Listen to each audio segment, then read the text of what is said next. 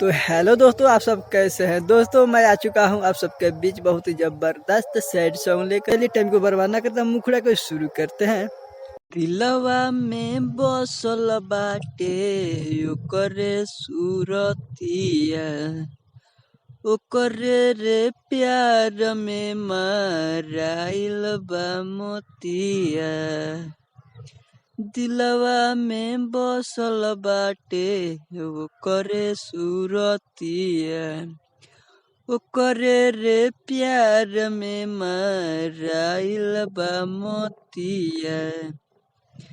कैसे भूली हम ओकर नाव रे।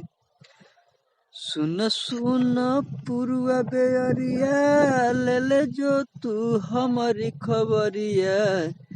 पगला रहेला जवना गाँव रे।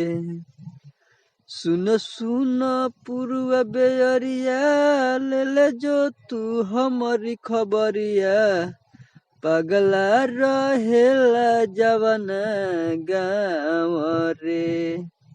इसके बाद फर्स्ट अंतरा है, तो चलिए सुनाते हैं।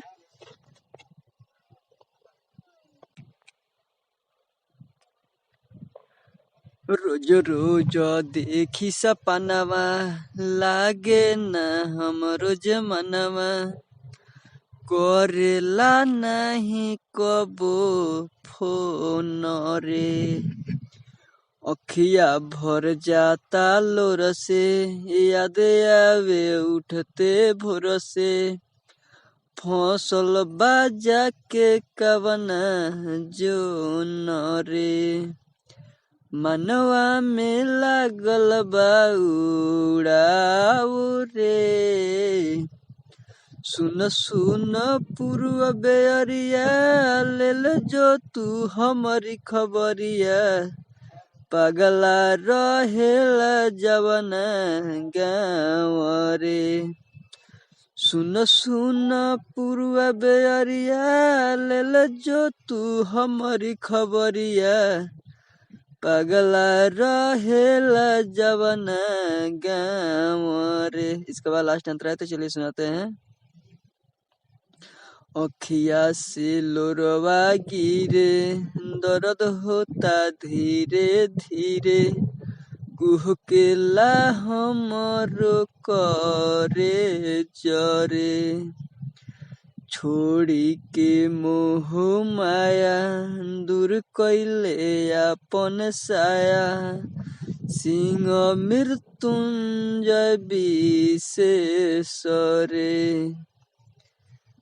दिल बाटे दिलवा में घाव रे। सुन सुन पुरुआ बेअरिया, ले ले जा तू हमारी खबरिया। पगला रहेला जवना गाँव रे।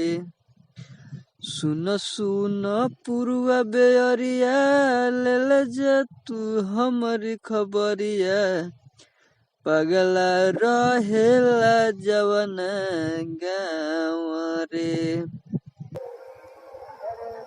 दोस्तों यह वीडियो आपको अच्छा लगा हो तो ज़्यादा से ज़्यादा शेयर कीजिएगा। हमारे चैनल पर नए हैं तो चैनल को सब्सक्राइब जरूर कीजिएगा और एक कमेंट जरूर कीजिएगा।